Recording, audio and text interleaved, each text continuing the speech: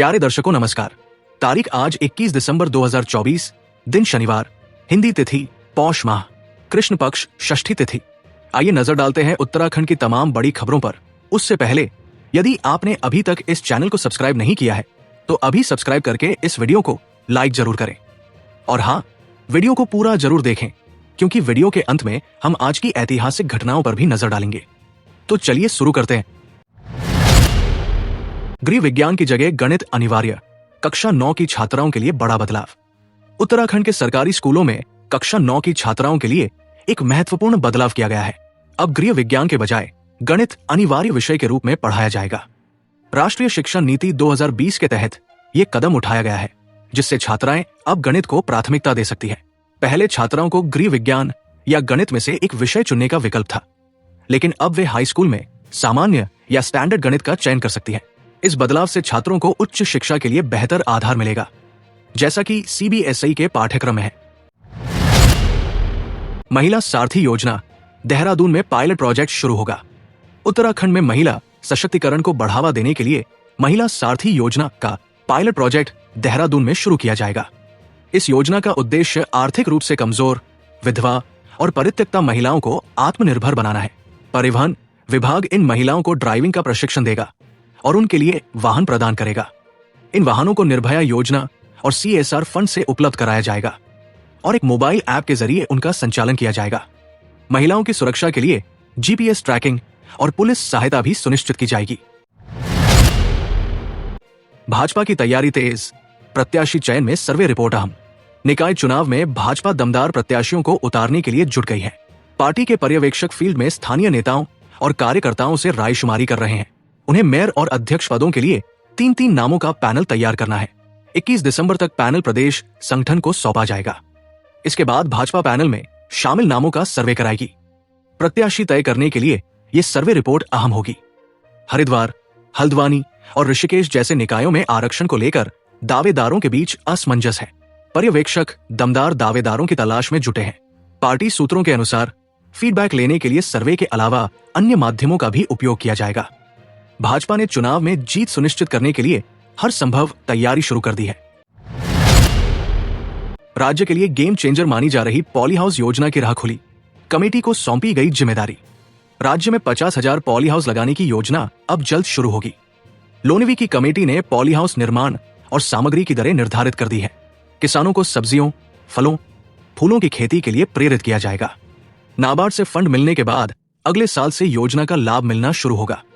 पिछले 1 साल से अटकी ये योजना सरकार की प्राथमिकता में है। इसके तहत 50 वर्ग मीटर और 100 वर्ग मीटर के पॉली हाउस बनाए जाएंगे। उद्यानिकी से जुड़े किसानों को प्रशिक्षित भी किया जाएगा। योजना से बागवानों की आय में बढ़ोतरी होगी। फर्जी डिग्री से शिक्षक बने 3 को मिली सजा, 5 वर्ष की जेल और जुर्माना लगाया गया। फर्जी BEd डिग्री से नौकरी पाने वाले 3 शिक्षकों को अदालत ने 5-5 साल की जेल और 10 से 10,000 रुपए जुर्माने की सजा सुनाई। इनकी डिग्री चौधरी चरण सिंह विश्वविद्यालय से प्राप्त हुई थी, लेकिन SIT जांच में फर्जी पाई गई। दोषियों को 2005 से 2009 के बीच शिक्षक पद पर नियुक्त किया गया था। अदालत ने शिक्षा सचिव और गृह सचिव को भी आदेश की प्रति भेजी। तत्कालीन अधिकारियों पर सत्यापन न करने की लापरवाही का आरोप है। तीनों दोषियों को जेल भेज दिया गया है। नई बिजली दरों का प्रस्ताव भेजने की तैयारी। UPCL को नहीं मिला शासन से निर्णय। उत्तराखंड में नई विद्युत दरों का प्रस्ताव UPCL जल्द भेज सकता है। 4,300 करोड़ की देनदारी पर अब तक सरकार ने कोई निर्णय नहीं लिया है। नियामक आयोग ने टैरिफ प्रस्ताव के लिए 26 दिसंबर की समय सीमा दी है। UPCL इसे बिना देनदारी शामिल किए भेजने की योजना बना रहा है। इस प्रस्ताव पर आयोग जनसुनवाई करेगा और नई दरें 1 अप्रैल 2025 से लागू होंगी।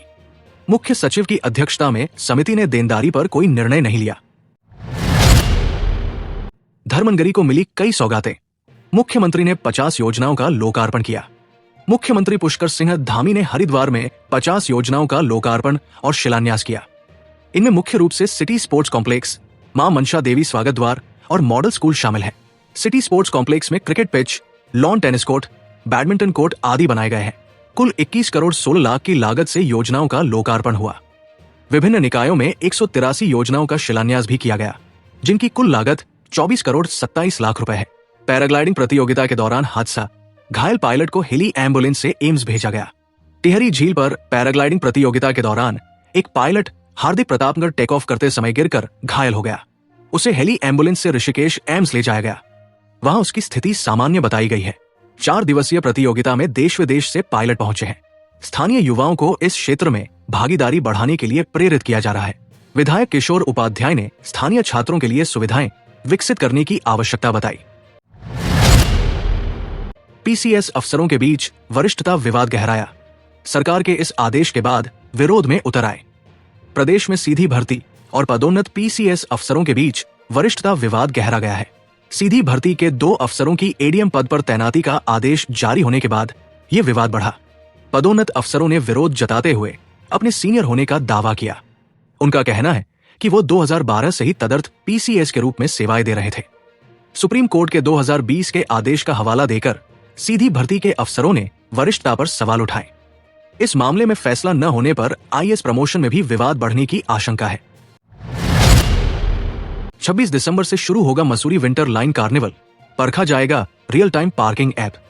मसूरी में क्रिसमस, न्यू ईयर और विंटर लाइन कार्निवल की तैयारियां जोरों पर हैं।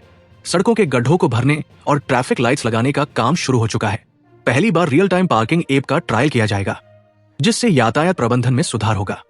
मसूरी देहरादून विकास प्राधिकरण ने म्यूरल्स और हवा घरों को रंगने का कार्य शुरू कर दिया है।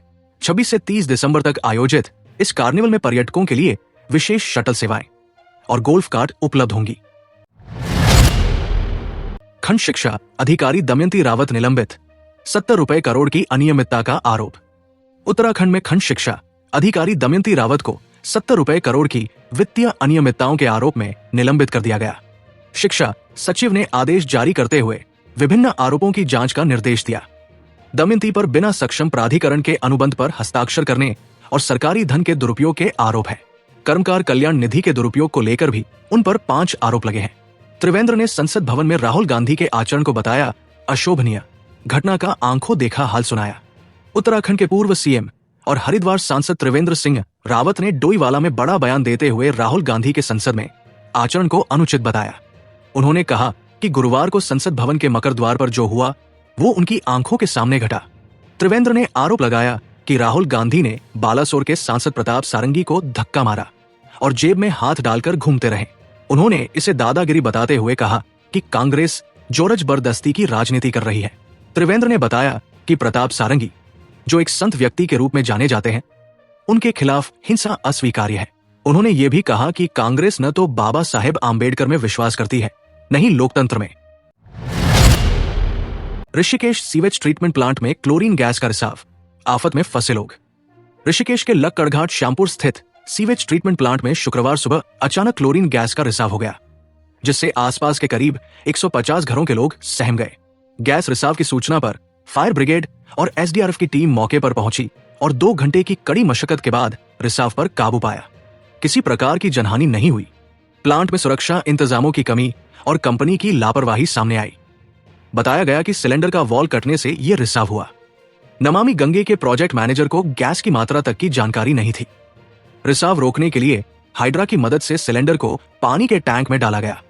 घटना के बाद क्षेत्र के लोग राहत की सांस ले रहे हैं। उत्तराखंड में कड़ाके की ठंड से बढ़ी ठिठुरन, पाले को लेकर मौसम विभाग ने जारी किया येलो अलर्ट। प्रदेश में सर्दी का असर लगातार बढ़ रहा है।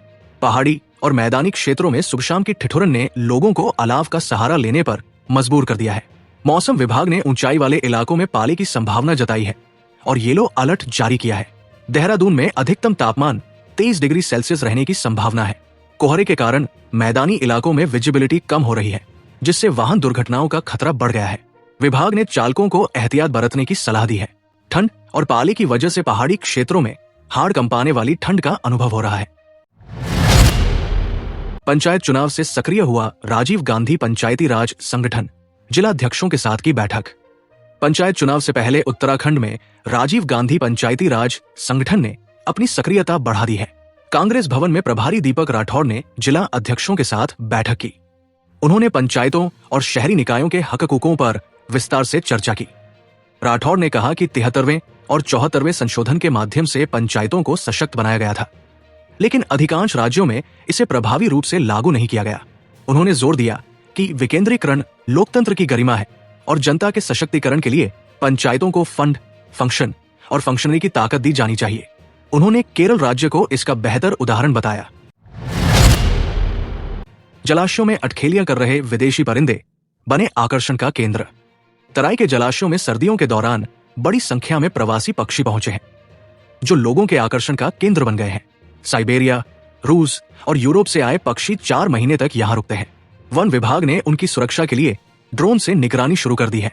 जलाशयों में Malad, northern pintail, common pochard जैसे पक्षी देखे जा रहे हैं। प्रभागीय वनाधिकारी हिमांशु बागड़ी ने कहा कि पक्षियों की सुरक्षा पहली प्राथमिकता है। पिछले साल 160 से अधिक प्रजातियां यहां आई थी। इस बार जनवरी में उनकी गणना होगी। पर्यावरण प्रेमी और बर्ड वॉचर्स इन पक्षियों को देखने के लिए उत्साहित हैं। आंगनबाड़ी भर्ती में तेजी, 6,559 महिलाओं को मिलेगा रोजगार। प्रदेश में 6,559 महिलाओं को जल्द रोजगार मिलेगा। महिला सशक्तिकरण मंत्री रेखा आर्य ने बताया कि 374 आंगनबाड़ी कार्यकर्ताओं और 6,185 सहायिकाओं के पद खाली हैं। इन पर भर्ती प्रक्रिया तेजी से पूरी की जाएगी। आवेदन के लिए महिलाओं को 30 दिन का समय मिलेगा। हाल ही में संशोधित नियमावली के अनुसार सहायिकाओं के खाली पदों को भरा जाएगा। मंत्री ने सभी जिलों के आंगनबाड़ी केंद्रों में पेयजल, बिजली और शौचालय जैसी बुनियादी सुविधाएं सुनिश्चित करने के निर्देश दिए। नंदा गौरा योजना और अन्य योजनाओं की भी समीक्षा हुई। विभाग को निर्देश दिए गए कि 31 दिसंबर तक ज्यादा से ज्यादा आवेदन मंगवाए जाएं। ये पहल महिलाओं को रोजगार के साथ साथ आंगनबाड़ी केंद्रों की गुणवत्ता सुधारने की दिशा में भी महत्वपूर्ण कदम है। सोना 170 रुपए गिरा, चांदी 1,850 रुपए लुढ़की। राष्ट्रीय राजधानी में शुक्रवार को सोने चांदी की कीमतों में गिरावट दर्ज की गई। सोना 170 रुपए टूटकर 78,130 रुपए प्रति 10 ग्राम पर पहुंच गया, जबकि चांदी 1,850 रुपए गिरकर 88,150 रुपए प्रति किलोग्राम पर रही।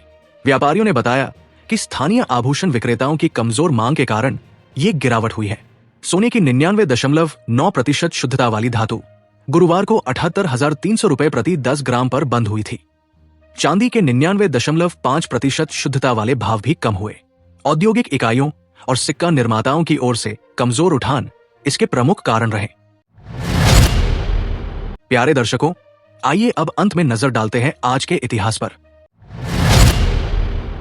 21 दिसंबर साल का सबसे छोटा दिन और सबसे लंबी रात होती है। इस दिन से पृथ्वी उत्तरायण की यात्रा शुरू करती है, जिसे ध्यान में रखते हुए संयुक्त राष्ट्र ने इसे विश्व ध्यान दिवस घोषित किया है। इसी दिन सिखों और अंग्रेजों के बीच फिरोज शाह की लड़ाई शुरू हुई। ये युद्ध बहादुरी और गद्दारी की कहानियों से भरा था।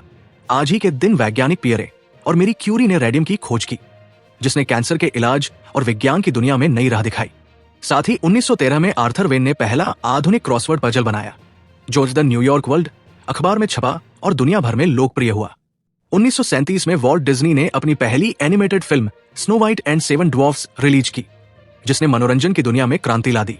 1968 में आज ही के दिन फ्लोरिडा के केप कैनेडी स्पेस सेंटर से अपोलो 8 लॉन्च किया गया, जिसने इंसान को पहली बार पृथ्वी की सीमा से बाहर भेजा। 21 दिसंबर 1971 को कर्ट वॉल्डहाइम संयुक्त राष्ट्र के चौथे महासचिव बने। खास बात यह है कि उनका जन्म भी 21 दिसंबर 1918 को हुआ था। 1974 में आज ही के दिन भारतीय नौसेना में इन सतवाहन शामिल हुआ, जो देश का पहला पनडुब्बी प्रशिक्षण देने वाला जहाज बना। वहीं 2007 में हरिवंश राय बच्चन की पत्नी और अमिताभ बच्चन की मां तेजी बच्चन का निधन हुआ। इस तरह 21 दिसंबर का दिन खगोलीय, वैज्ञानिक, सांस्कृतिक और ऐतिहासिक दृष्टि से कई महत्वपूर्ण घटनाओं का साक्षी है। प्यारे दर्शकों, ये थी आज की प्रमुख खबरें। इसी तरह की बड़ी खबरों के लिए देखते रहिए ओहो न्यूज उत्तराखंड। और हाँ, यदि चैनल को सब्सक्राइब नहीं किया है तो अभी सब्सक्राइब कर लें। नमस्कार।